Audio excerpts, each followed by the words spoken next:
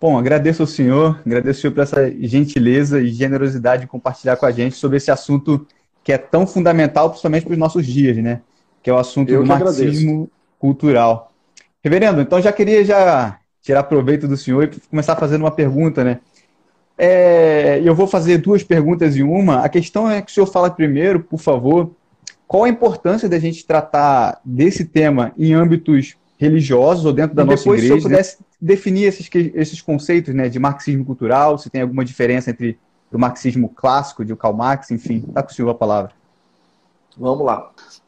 Esse é talvez um dos grandes entraves hoje para que discutamos dentro das igrejas política, porque a política, ela no Brasil, ela ganhou contornos de algo inaceitável dentro, obviamente, da esfera da igreja. Política seria algo que deveria ser tratado da porta para fora. E isso, de fato, tem causado muitos prejuízos, porque muitos crentes não são orientados e não compreendem a seriedade de entender, compreender essa área. Veja, Cristo é Senhor sobre todas as coisas. E a política não pode estar fora disso. Cristo, ele é Senhor sobre a política também.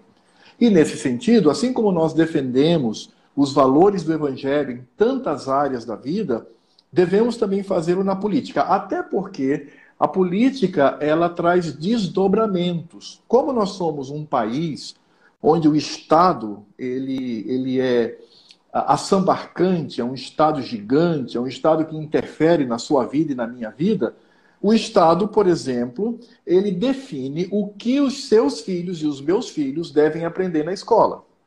Então veja, e isso passa pela política. Obviamente que temos um Ministério da Cultura, nós temos um Congresso que vota leis, nós temos um Supremo Tribunal Federal que hoje interfere, eu creio, para além das suas competências, inclusive nesta área. Recentemente houve uma discussão sobre a ideologia de gênero nas escolas, e todo mundo sabe qual é o parecer do Supremo Tribunal Federal. Então, nós precisamos sim tratar desse assunto. Agora, o que precisa ficar claro é a motivação, são os pressupostos, né? O que nos leva a fazer isso? E aí eu digo que nós cristãos, nós precisamos ser motivados pela glória de Cristo. A nossa motivação ela não pode ser meramente econômica, meramente política, meramente social. Não, ela tem que partir buscando a glória de Cristo. Então, por exemplo, quando eu vou votar em alguém, eu preciso entender o que essa pessoa defende, qual o partido que ela faz parte, quais são as suas metas como político, e se é alguém que já caminhou na política brasileira, perceber essa caminhada. Porque quando eu coloco o meu voto lá, eu estou sendo cúmplice. Eu estou, na verdade, colocando sobre aquela pessoa a expectativa daquilo que ela vai fazer. Como hoje nós vivemos essa dicotomia, que é uma dicotomia perigosa entre a igreja e política, e aí, vejam, não confundam isto com igreja e Estado. Quando nós falamos de igreja e Estado, aí sim deve existir uma separação honrosa, no sentido de que o Estado não deve interferir na igreja e a igreja não deve se misturar ao Estado. Isso é Uhum. uma coisa. Mas tratar sobre política, isso obviamente nos atinge. Por exemplo, quando olhamos para os governadores do Rio e São Paulo, que estão, ao meu ver, cometendo esse absurdo de cercear as pessoas, quer dizer, você chega ao ponto de você ser preso se sair de casa. Veja, esse político ele está lá porque pessoas votaram neles. E eu tenho É. certeza que muitos crentes votaram, talvez até enganados, mas votaram. Então, política é algo que nós devemos discutir, porque se hoje nós não temos culto, se somos proibidos, se qualquer pastor, dependendo do estado, sair de sua casa, for para a igreja, mesmo que ele tome todos os cuidados e tenha absoluta responsabilidade nesse momento, ele é preso. Ele é preso pelo Estado. Então, o Estado está interferindo, sim, na igreja. E veja, a pergunta é: isso é satisfatório? Não.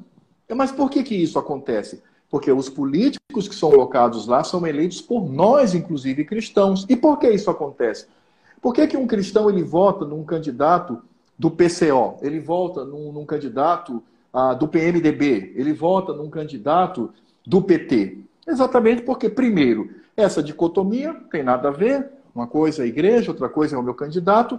E segundo, porque essas pessoas, elas se omitem de agir, interferir e deflagrar o que está por trás da política. Eu sempre digo, as pessoas que assumem cargos públicos, elas vão influenciar diretamente na nossa vida. E essa pandemia, ela está mostrando isto. O Brasil está quebrando, nós teremos um futuro tenebroso. Para nos recuperarmos vai ser algo doloroso. E por que isso, isso acontece? Porque políticos, autoridades decidiram fazer. Então, é muito importante que pastores, líderes, professores de escola dominical, crentes, tratem também deste assunto. Isto é assunto de escola dominical. Aliás, falando para o nosso grupo mais próximo, que são os reformados e confessionais, a confissão de fé trata desse assunto. Ela fala do Estado, ela fala da política, inclusive a nossa confissão de fé diz se é lícito ou não um crente se candidatar a cargo público. Né? Se você ainda não viu, você que é presbiteriano deveria saber disso, mas se não sabe, vá lá e veja. Então, a palavra de Deus, ela lida, ela fala de política. E não estou me referindo só a Romanos 13, ou quando Pedro fala da oração pelas autoridades, mas você vai perceber que ao longo de toda a Escritura existe política. Existe aquilo que se requer do rei, existe aquilo que se requer das autoridades. Calvino fala, inclusive, sobre intervenção do que ele chama de autoridades medianas contra autoridades superiores, que são despóticas e tendem a destruir a sociedade pelas suas atitudes insanas. Então, de fato, política é algo que nós devemos discutir. Reverendo, quando o cristão, na verdade, não interfere na política, ou não se mete na política, ele está entregando essas áreas ao domínio de outra pessoa que não seja o domínio de Deus, né?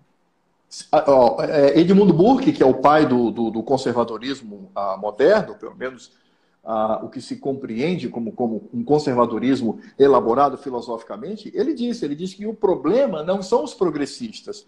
O problema é aqueles que ficam em silêncio diante da atuação destes. Então, veja, nós passamos... O Brasil ele vem de uma história, desde a sua colônia, vem com essa intenção de se ter benefícios do Estado. Para quem tem dúvida quanto a isso, veja a primeira carta que foi escrita, quando Pedro Álvares Cabral chegou aqui, mandado um relatório para o rei. Leia as 3 últimas linhas dessa carta. O resto não, né? Aqui, se plantando tudo dá, etc. Não, esqueça isso.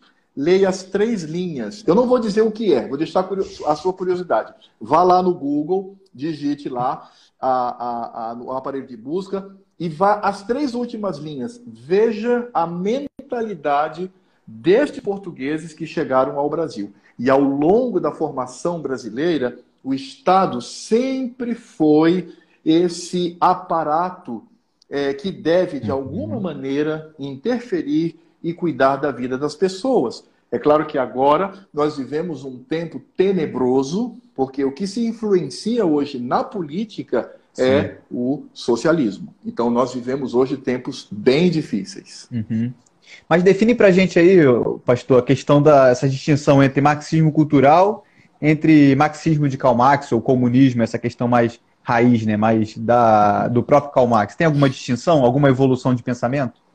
Tem. Por que o marxismo ele é sempre vencedor dentro das discussões intelectuais? Porque ele tem a capacidade de se adaptar, de se transformar, de se transmutar o tempo todo. Eu vou dar um exemplo para depois entrar direto na sua pergunta. Quando você olha para o socialismo de Karl Marx, um ponto vital, eu considero vital, para a construção da sociedade que ele propõe, é uma sociedade ateia.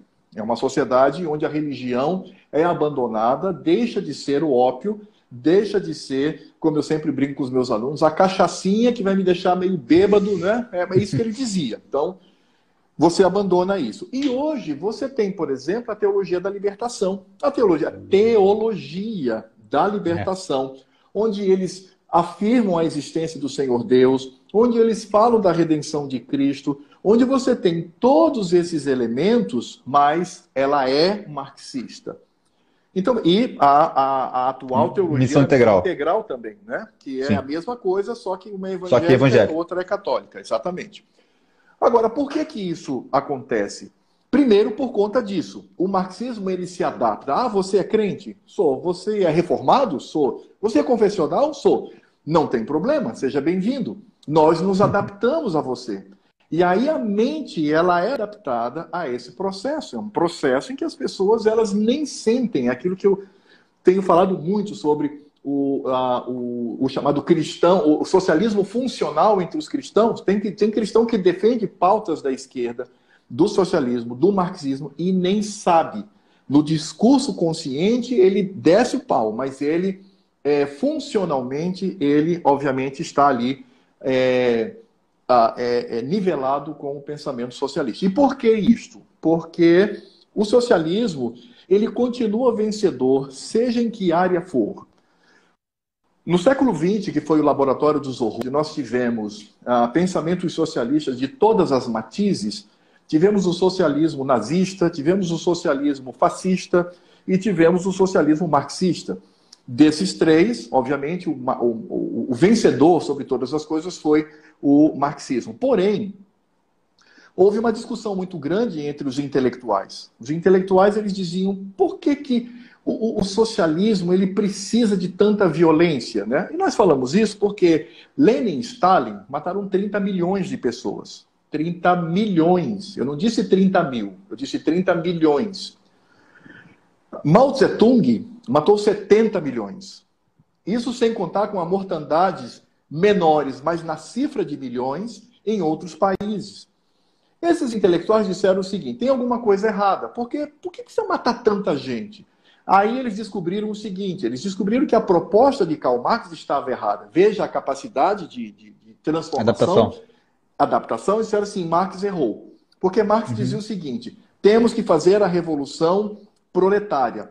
Isso significa dizer que nós vamos fazer a revolução com as pessoas, porque Marx ele dividia a sociedade em duas partes, em superestrutura e infraestrutura. Infraestrutura é o trabalhador, que, segundo Marx, produz riqueza, ele produz com o seu trabalho. E a superestrutura é a cultura. É a cultura que mantém esse status capitalista. Né? E aí nós temos mídia, igreja, educação, jornais, nós temos tudo isso. O que esses intelectuais, e sobretudo destacando dois, um é um filósofo italiano chamado Antonio Gramsci, e também os intelectuais da escola de Frankfurt. Né? Essa escola foi fundada por um cara chamado Horkheimer, e depois você tem uma série de intelectuais que formam essa escola crítica. Eles vão dizer, está errado. Nós não podemos implantar o socialismo no mundo pela violência. Nós temos que implantar o socialismo no mundo destruindo a cultura, esfacelando a cultura, porque é a cultura que mantém. Você bota o cano de arma na cabeça do cara e diz assim, agora você é socialista. Ele pode até dizer, sim, senhor, mas o coração dele continua arraigado a essa cultura capitalista, como eles mesmos dizem. Entendamos que, para eles, essa cultura que eles chamam de capitalista nada mais é do que a cultura judaico-cristã. É essa cultura que, ao longo de séculos, sedimentou o comportamento e a moral do mundo ocidental. Então eles disseram, não, está errado. Nós temos que inverter. Veja, o marxismo é dialético o tempo todo, entende? Ele inverte isso. Nós temos que inverter. Nós temos que mudar não a matéria, não a infraestrutura, mas a superestrutura. Nós temos que mudar a cultura, porque quando nós mudamos a cultura, nós apodrecemos a sociedade e ela está pronta para o arrobo revolucionário na implantação do socialismo. Então a diferença, vamos dizer, existem outras diferenças, mas para a nossa live aqui é o bastante dizer o seguinte, Marx, ele tinha a visão da antiga revolução. a revolução das armas, a revolução da guerra, da guerrilha, de matar pessoas, como aconteceu na Rússia, China, Cuba, não é? Já os frankfurtianos e Antônio Gramsci é a revolução na cultura. Então isso Entendi. vai acontecer culturalmente.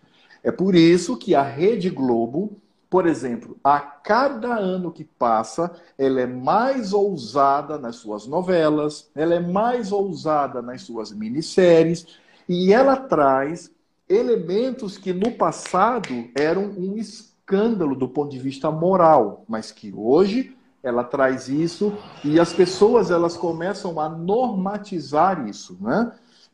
É muito inserido naquela teoria chamada a janela de Overton, quando você faz o deslocamento, né? Você tem aqui a visão moral rígida, você vai deslocando aos Espectro, né? pouquinhos até chegar à total liberalidade. Então é por isso que quando se fala, por exemplo, em liberação das drogas, e o discurso deles é que com isso nós vamos acabar com o tráfico, é mentira. A Holanda há anos fez isso e tem problema sério. O Uruguai tem problema sério com o traficante. Porque, veja, fumo no Brasil é liberado, não é? O fumo é liberado. Você pode ir em qualquer esquina e comprar cigarro. O produto, um dos produtos mais contrabandeados do Brasil é o cigarro. Então, veja, você tem o lado criminoso, Você tem é o óbvio. legal. Então, não tem... Agora, qual é a visão real deles, da esquerda? É acabar com o tráfico? Não. É porque eles sabem que drogando a sociedade, você vai transformar essa sociedade numa sociedade amoral, numa sociedade sem ética, numa sociedade sem limites. Porque, é como eu sempre digo, para entender o socialismo e essa cultura socialista, uma frase basta, que é esta: liberalidade sexual e repressão estatal. É isso que o socialismo faz.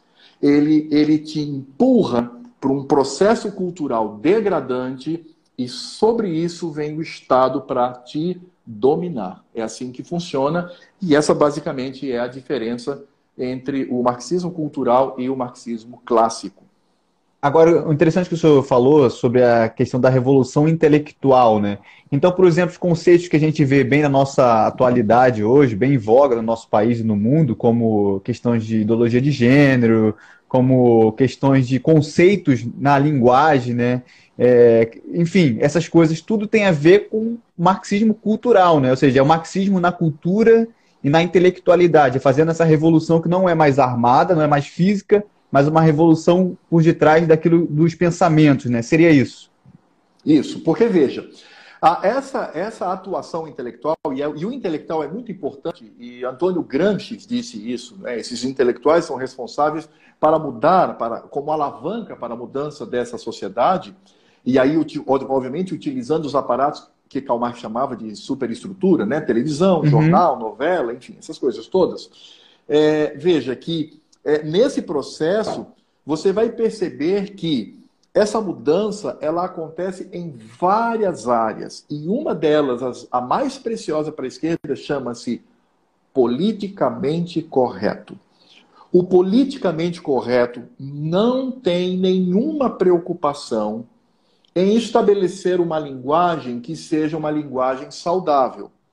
Quem propõe isso é o Evangelho. O nosso Cristo, o Senhor Jesus mesmo disse: quem chama o seu irmão de raca vai queimar no inferno. Né? Então, se você usa uma palavra de desprezo para alguém, seja do ponto de vista racial, econômico, seja do que for intelectual, você vai pagar caro por isso. Isso Cristo disse, porque fala, obviamente, dessa respeitabilidade mútua. O politicamente correto, ele finge defender a mesma coisa, mas não é isso. O que o politicamente correto faz é, primeiro, ele vai cercear sua linguagem, então você não vai poder mais falar certos assuntos, porque se você falar certos assuntos, você será, obviamente, perseguido. Em segundo lugar, não somente isso, mas ele vai também dominar a sua mente, então a sua mente vai ser dominada com aquele vocabulário, que é um vocabulário de esquerda. E, em terceiro lugar, fazer com que a sua mente ela vá aos poucos sendo adaptada à linguagem socialista. Vou dar só um exemplo. Sexo. Nós sabemos que a biologia mostra claramente que nasce homem e mulher, certo? Então, isso é claro. Isso foi estabelecido desde a criação. E isso não se constrói. Um homem não se constrói, ele nasce homem. Uma mulher não se constrói, ela nasce mulher, entende? Uhum. Obviamente você vai ter em vários lugares, eu sou culturalista, né, como historiador, é claro que você em vários lugares vai ver culturas diferentes. Por exemplo, uma mulher afegã não é o mesmo que uma mulher aí de Ipanema, né? Ela tem Sim. comportamento, mas é mulher. Ela é mulher e ela se difere do homem. Ela é fêmea e se difere do macho. O que o socialismo fez?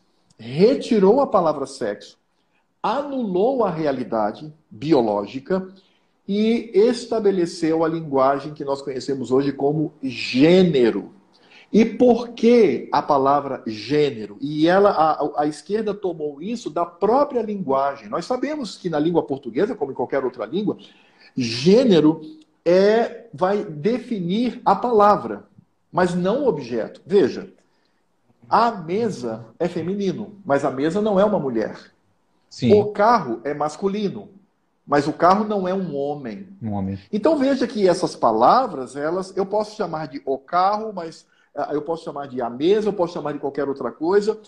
Aí o que acontece? A esquerda pega isto e empurra a goela abaixo para um processo que biologicamente já está definido, homem e mulher. Aí o que eles vão dizer? Vão dizer, não existe sexo, não existe homem e mulher. O que existe é uma construção. E você então vai se construir e se definir da maneira como você quiser. E só para que vocês saibam, no Brasil existem mais de 23 tipos de gênero. É isso mesmo. Você tem homem, mulher, você tem trans, então você tem 23. Você pode escolher 23 modalidades. Ora, se você se coloca contra isso, experimenta você que está na universidade se colocar contra isso no seu curso. Veja o que vai acontecer. Vai acontecer o cerceamento. Eles não vão debater com você em pé de igualdade, dizendo, ok, vamos debater. Não, eles vão dizer, você está errado, você é machista, você é tudo que não presta, porque você não se adequa à nossa linguagem. E isso, de fato, tem se colocado hoje na sociedade, e eu fico pensando, quando eu tinha, e já faz muito tempo isso, quando eu tinha 30 anos de idade.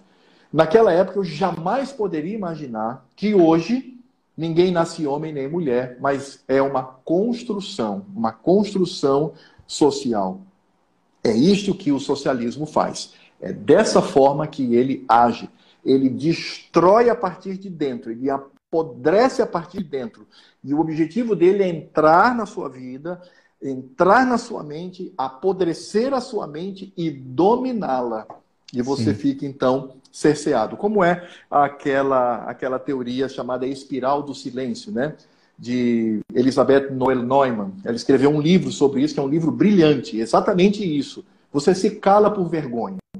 Você está na universidade, você não tem coragem de falar na sua aula de biologia que todas as coisas foram criadas por Deus. Por quê? Eles vão dizer, isso não é espaço para isso. Como não? Se isso é uma verdade. É uma verdade. Sim. É isso que o socialismo faz. É interessante essa questão da abrangência do marxismo, né? O senhor falou da questão da teologia, falou da questão da gramática, mas o senhor tem marxismo aplicado à culinária, essa política vegana que a gente vê o tempo todo. Então ele tem um campo muito fértil, né? Como o senhor falou, ele se adapta a todas as questões e a todas as áreas da sociedade. Uma pergunta que eu vou fazer para o senhor é o seguinte: o marxismo ele tem um inimigo definido ou é aleatório? Tem um inimigo definido e claro. É o Evangelho, é Cristo. E é isso que me deixa assim, estarrecido. Quando eu percebo que líderes, né, pastores, que tem. É claro que nós vamos ter colegas pastores que não têm tantas oportunidades como outros, mas esses que possuem oportunidade, eles não utilizarem isso para desmascarar, porque o socialismo ele precisa ser desmascarado. E veja que indo nessa linha, nós vamos perceber que esse cristianismo, que deve ser conservador, E aí, quando eu digo que o cristianismo deve ser conservador, eu não estou colocando o conservadorismo acima do cristianismo. Eu coloco o Sim. cristianismo, o evangelho, acima do conservadorismo. Porque o conservadorismo em si também pode se tornar uma ideologia. Eu sou conservador, mas se eu não estiver ancorado no evangelho, eu posso transformar o conservadorismo num ídolo na minha vida. Então eu preciso, obviamente, perceber que a ênfase maior é o evangelho. O maior inimigo é, de fato, o cristianismo. Isso é dito, isso não é uma suposição. Os frankfurtianos diziam que existiam três barreiras que deveriam ser destruídas para que se pudesse sancionar a Revolução Socialista. Era a educação, esse é um ponto para eles principal, a família e a igreja. Eles não falam religião, eles falam Uhum. igreja. É a igreja cristã. E veja que esses três elementos, eles estavam ligados no Evangelho. A educação, em tempos antigos, a educação, de certa forma, estava ligada à igreja. Você vai perceber, por exemplo, o movimento dos reformadores e a proposta educacional que eles colocam, como Uhum. Lutero, como Calvino, enfim, estava ligado. Você vai perceber que família é um conceito que vem da Escritura Sagrada. Homem e mulher formam um casal e têm filhos. E, em terceiro lugar, a própria igreja. Então, o socialismo cultural, o alvo de destruição deles são esses três. E aí talvez você que esteja nos ouvindo diga assim, puxa, então é por isso que eles batem tanto na família tradicional. É verdade? Por isso que eles batem tanto na educação conservadora. Sim. É por isso que eles batem tanto em certos valores do evangelho. Sim, porque esse é o maior inimigo. Então os maiores inimigos que ele tem são estes. E esses todos convergem apenas num ponto ou numa causa, é o evangelho. Então, o maior inimigo do socialismo é o cristianismo bíblico. Agora, como que esse socialismo, esse marxismo consegue entrar dentro do escopo da igreja, dentro da mentalidade da igreja? O senhor falou já sobre essa ideia da intelectualidade, da cultura, que com certeza deve ser um dos motivos, mas como que ele consegue entranhar dentro da igreja de maneira que às vezes a gente não percebe, como o senhor bem falou, né? Às vezes a gente não consegue perceber ele entranhado na igreja, mas a questão é lícito ou é saudável para um cristão que às vezes se vê dentro de uma dicotomia capitalismo e socialismo, assumir uma neutralidade ou um meio termo, falar assim, não, não sou nem... A gente vê muita gente falando isso. Eu não sou nem socialista, nem capitalista, nem nada disso. Eu sou de Cristo. Isso seria o que exatamente? Vamos lá. Vamos lá para a primeira pergunta. Sim, Há que se entender o seguinte, a propaganda, a casca, e é uma propaganda enganosa do socialismo, é a moral. É a sim, moralidade. Ele vai dizer que, e isso vem de um projeto. Lembra quando eu falei dos frankfurtianos? Os sim, frankfurtianos disseram o seguinte: Karl Marx, ele dizia que a única classe a ser objetivada era a classe operária. Eram os proletários, os trabalhadores, contra ao que ele chamava de classe burguesa. E Marx, ele desprezava o que ele chamava de lumpoproletariado, que era o quê? As prostitutas, os mendigos, ele dizia assim, né? As minorias, o Karl Marx dizia isso. Essa turma aí não produz nada, não vale nada. Inclusive, ele utiliza esse termo como um termo pejorativo. Os frankfurtianos disseram, não, Marx errou aí também. Não dá simplesmente focar a classe trabalhadora. E por quê? Porque os frankfurtianos disseram o seguinte, esses trabalhadores de 1 a 2 séculos, hoje são classe média. Em países da Europa, eles alcançaram o status de classe média. Então, ele não quer revolução. Ele quer continuar o processo. Então, nós temos que achar uma outra classe para lutar contra a burguesia. Aí eles disseram, que tal nós usarmos o lumpoproletariado? E foi exatamente o que eles fizeram. Então, eles tomaram minorias reais, mas também construíram minorias, que não são minorias, mas eles criaram essa concepção, como, por exemplo, a mulher. Então, o que acontece é colocar a sociedade, as pessoas uns contra os outros. Então, você vai choque. criar os indígenas, e os indígenas têm que ser contra todo mundo. Você vai pegar os negros têm que ser contra todo mundo. Você vai pegar as mulheres querem que os homens morram.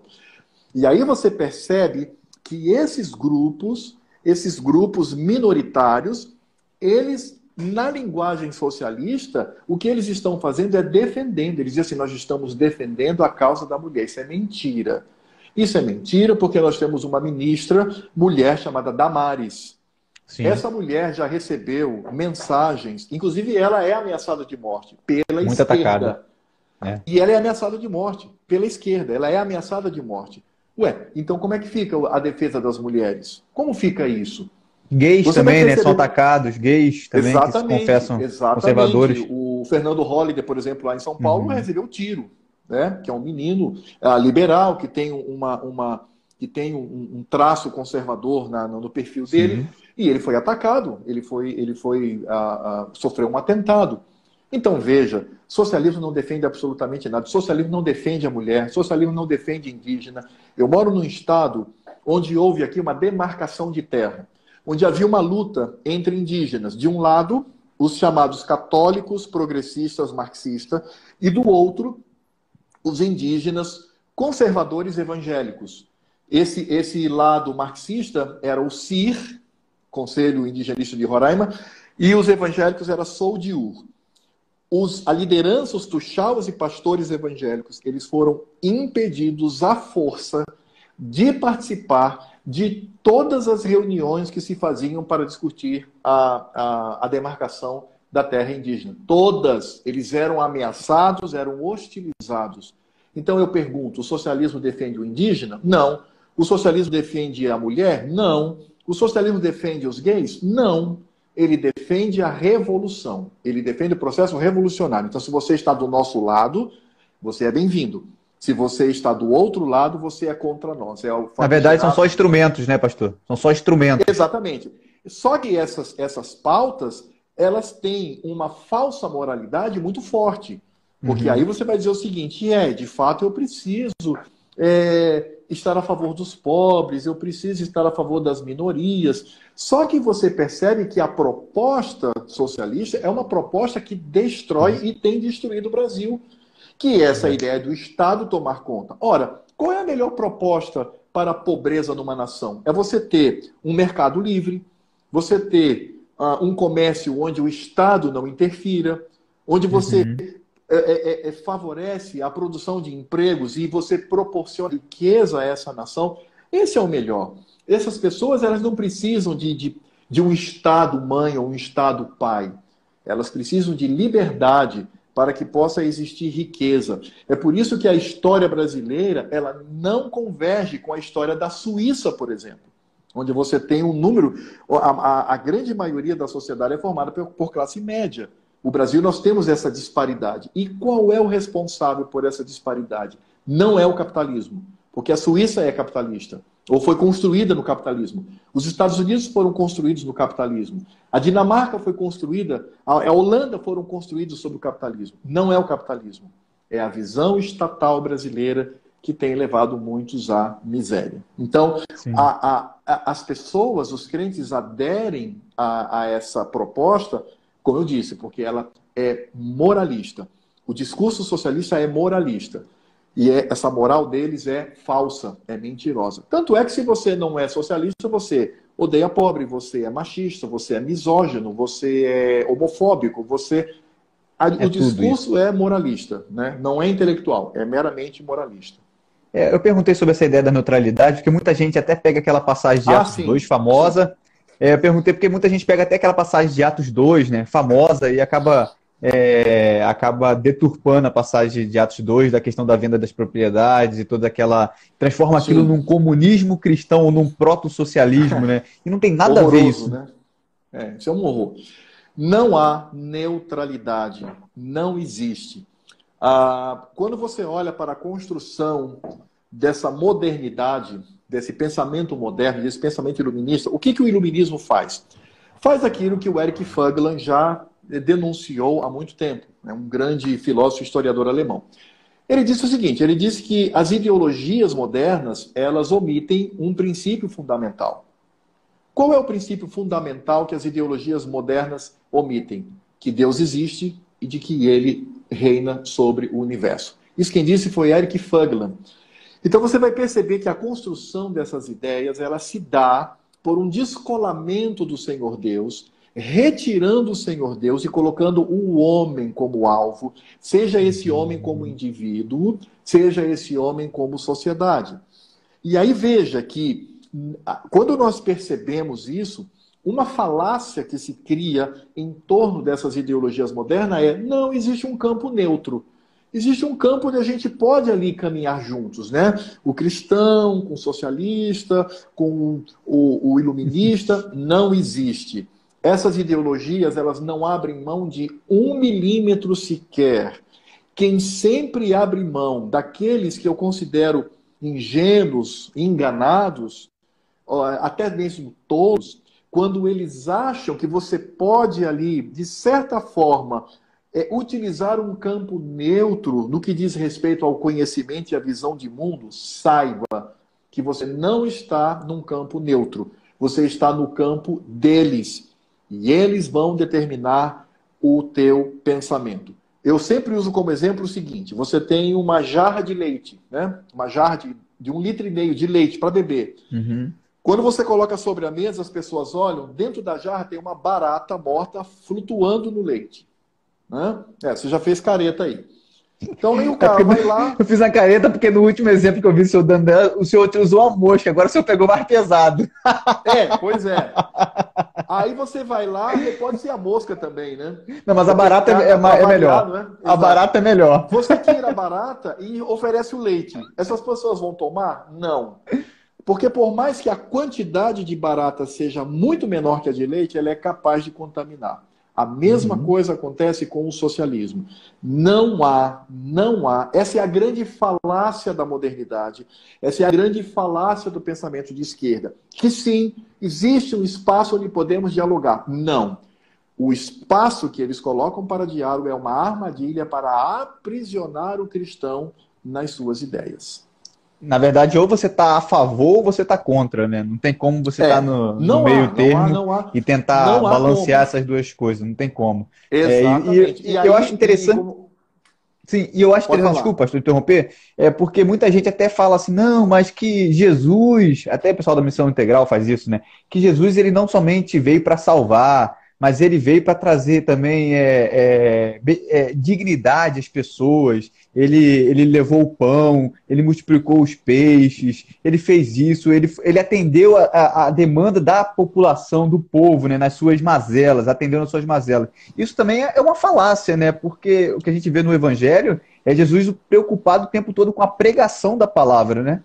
Sim, sim. E isso ou por um lado é desconhecimento, ou por outro é sordidez mesmo. E eu prefiro ficar com o segundo lado, pensando em intelectuais e teólogos que aderem ao socialismo. Porque o Evangelho de João é bem claro. Jesus multiplicou o pão, o peixe. A Escritura Sagrada diz que depois ele pega um barquinho, atravessa o mar, a população chega no outro dia, não encontra, atravessa o mar e pergunta para Cristo. Toda a multidão pergunta para Cristo dizendo o seguinte: mas como vieste aqui, né, parar nesse lugar? O que Cristo responde para eles? Vocês me procuram por causa da comida. Mas eu sou o pão da vida. E aí você tem aquele que é considerado um dos discursos mais duros de Cristo, que todo mundo abandona. Só ficam os 12, né, com ele. Isso mostra claramente que nunca Cristo defendeu pautas em favor da pobreza, em favor da miséria, no sentido, quando eu falo a favor, não da miséria, mas daqueles que vivem como miseráveis. Cristo, ele veio para pregar a palavra do Senhor. Ele veio para estabelecer ali a salvação, a redenção aos eleitos.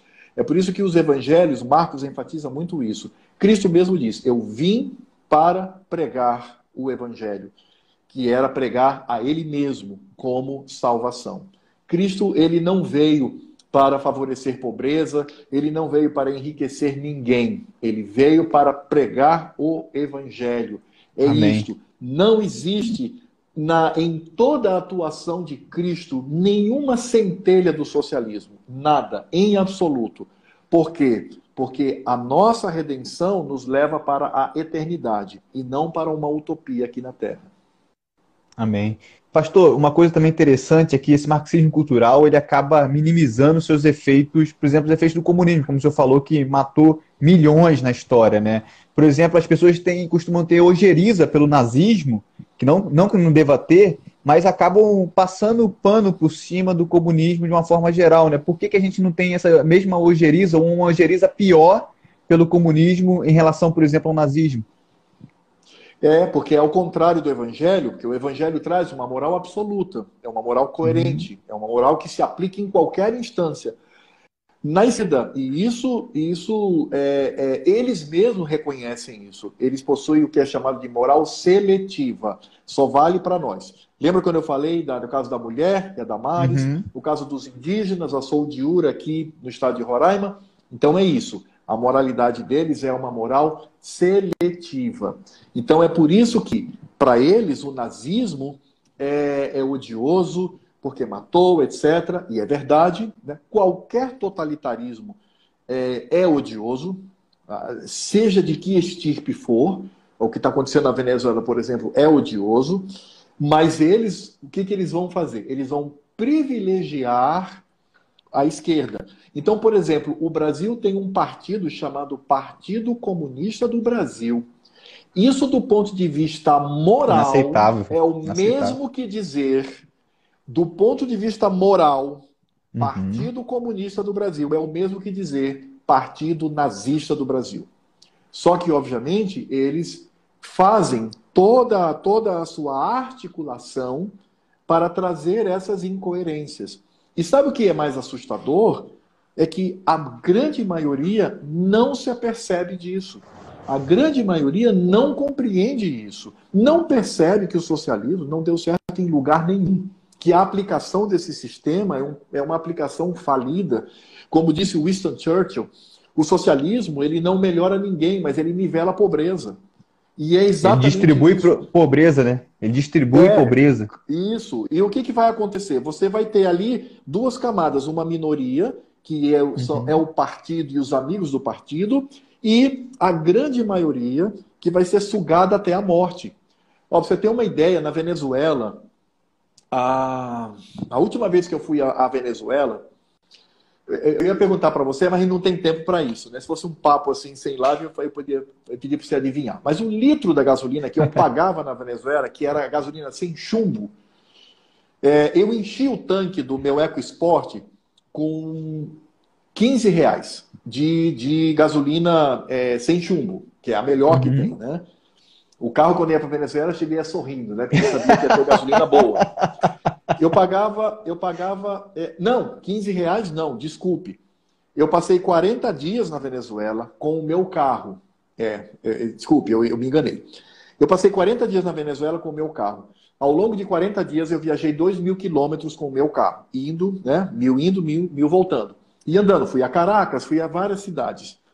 Nos 40 dias, eu gastei R$ 23 de gasolina. Todos os 40 dias. Eu gastei R$ 23 de gasolina. Você sabe quanto está custando um litro da gasolina hoje na Venezuela? $5. $5. Um país que faz parte da OPEP, um dos maiores produtores de petróleo, foi destruído até a raiz. Hoje, na Venezuela, você só pode pagar a gasolina se você for rico. O caos está instaurado no país. Não tem ônibus, não tem nada. Nada está rodando lá por conta desse preço. Veja, eu passei 40 dias lá rodando, paguei R$ 23, não foi um litro não, eu paguei R$ 23 nos 40 dias. Pacote. O pacote todo, enchendo o tanque e tal, não sei o quê. Hoje, $5 para você pagar o litro da gasolina. Isso é socialismo. Complicadíssimo, né, pastor? Agora, um conceito interessante, que eu sou do meio de arte, né, sou músico e fiz o FRJ, que é uma faculdade federal. Lá no meio das artes, né, o pensamento marxista, ele é o dono, assim, né? Você, como o senhor bem falou, você não sobrevive se você não estiver enquadrado dentro das questões marxistas.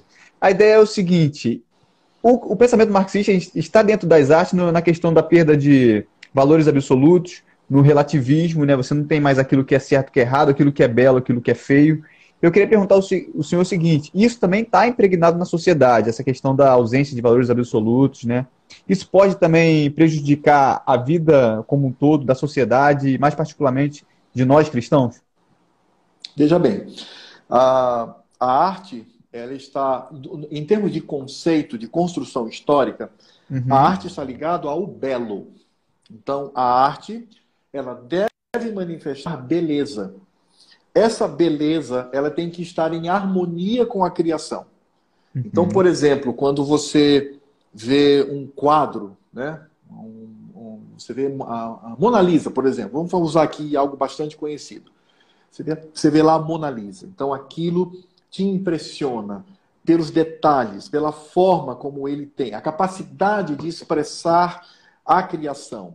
Ou então você vê uma escultura, né? Como Davi, por exemplo, que é uma escultura Uhum. muito conhecida. Você vai perceber ali os detalhes, né?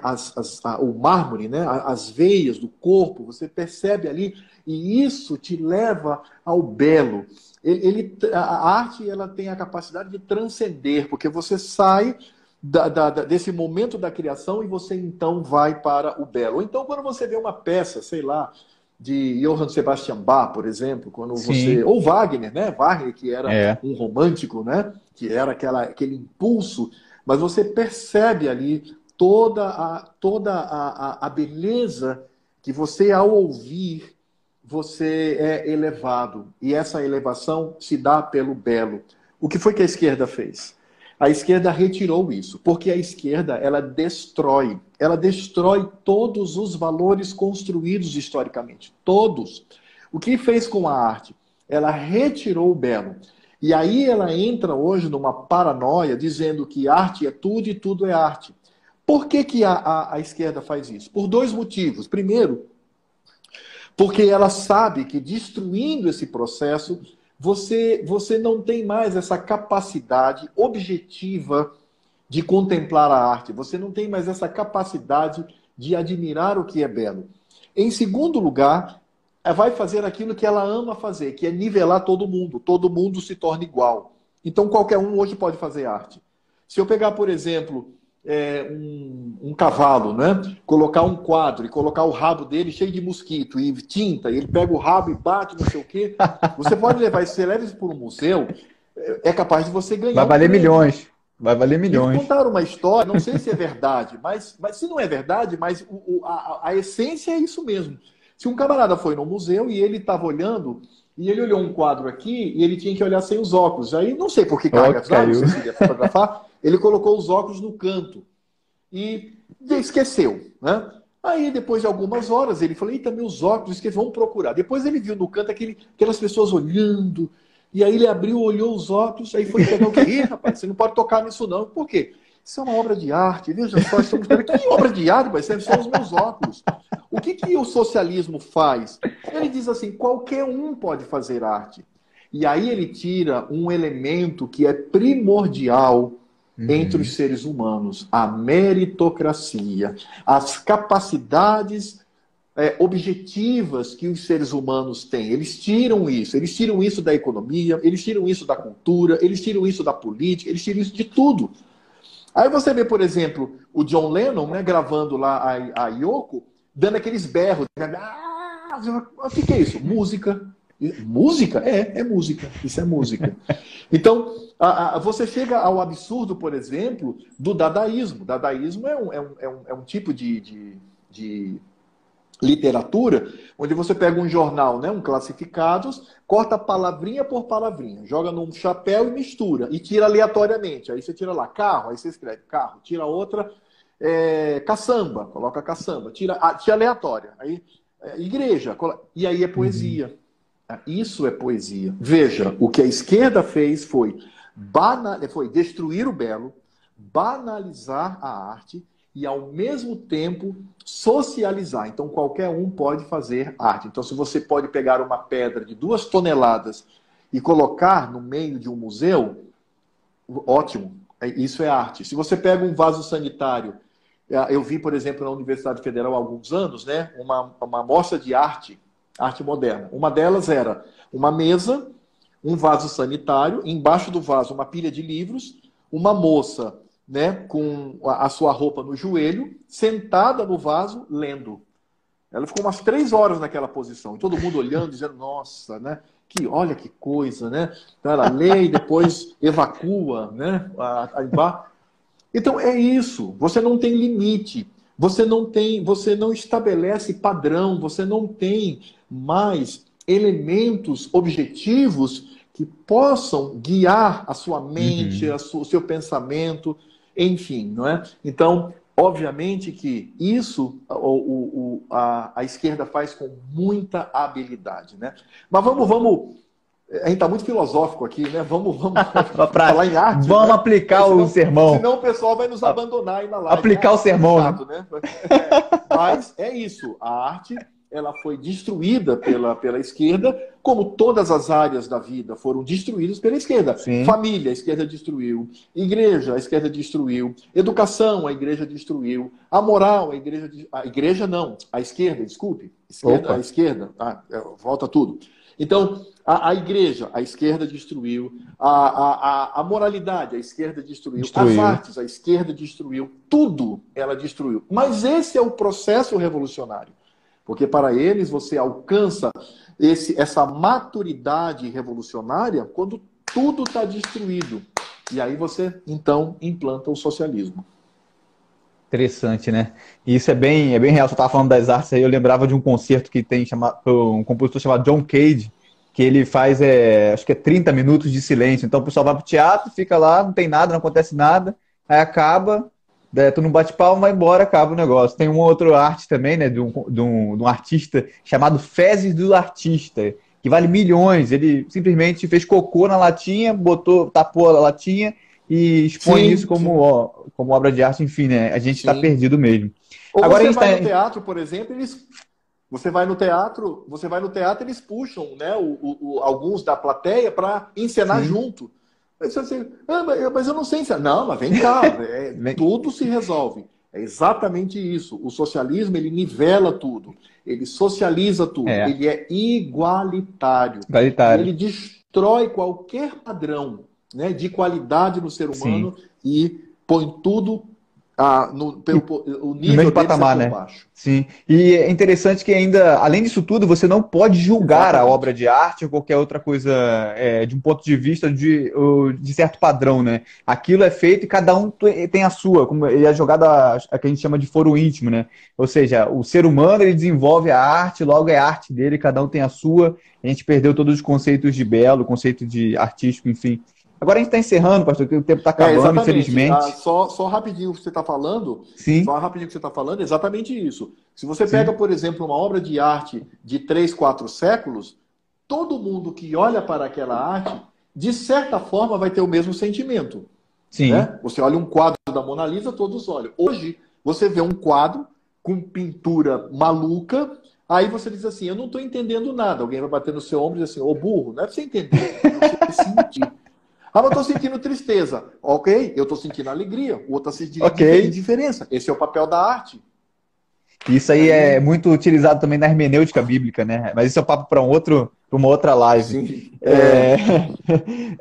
Assim, a gente está encerrando, né? E eu queria que o senhor... Sei que o senhor já falou isso, já deixou bem claro. Assim, a resposta é bem clara. Mas eu queria que o senhor dissesse de forma mais evidente para a gente. Cristianismo, então, e comunismo, marxismo cultural dentro do cristianismo não combina, então é impossível você afirmar as duas coisas ou mesclar isso de forma contundente. Eu sou um cristão e ou defendo causas ligadas ao marxismo, ou marxismo cultural ou comunismo. A partir do momento em que os cristãos acordarem e perceberem que o socialismo é uma religião pagã, não é uma mera ideologia, mas é uma religião com toda a estrutura religiosa, e ela é pagã, e ela é contrário a Cristo, aí ele finalmente vai entender que não há a menor possibilidade de flertar com esse tipo de pensamento. Da mesma maneira como um cristão não pode flertar, por exemplo, com os necromantes, não é? Mortos, não há como você estar ali ligado a essas religiões, como bruxaria, por exemplo, né? Então, a partir do momento que você entender, tiver o mesmo sentimento que você tem para com a bruxaria, você tiver para com o socialismo, você vai entender que não há como flertar, não há como você assimilar. Que ele fique para lá e que fiquemos aqui. Da mesma maneira como fazemos com as outras religiões, que elas fiquem lá e nós permaneçamos aqui. Da mesma maneira. Enquanto o crente não tiver essa percepção, ele vai flertar e ele será, o que é mais triste, um socialista funcional dentro das igrejas. Pastor, e como é que a gente faz para poder combater isso dentro das nossas igrejas, que é uma realidade cada vez mais evidente, mais à mostra? De maneira sucinta, assim, se eu puder falar. Ok. Bom, primeiro, fazer o que nós estamos fazendo aqui, não é? Abranger o maior número de pessoas e poder falar isso, e sobretudo nesse ano, que é um ano de eleição, é muito importante isso. Mas é preciso também que os pastores e líderes tomem consciência disso.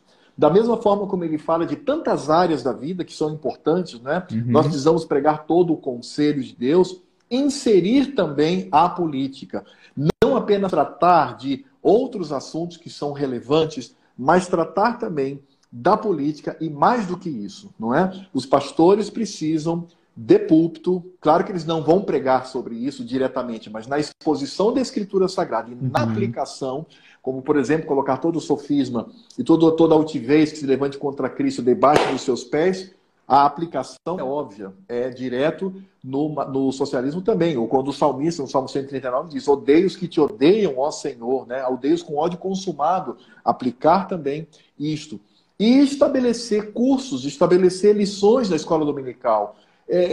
E pode usar tanto material, inclusive a nossa confissão de fé, para além da Escritura Sagrada, que que reina sobre tudo, né? Então, a liderança e os pastores se conscientizarem de ensinar as suas igrejas. Reverendo Alfredo, muito obrigado por esse tempo que o senhor disponibilizou. Deus abençoe o senhor, sua vida, seu ministério, sua família.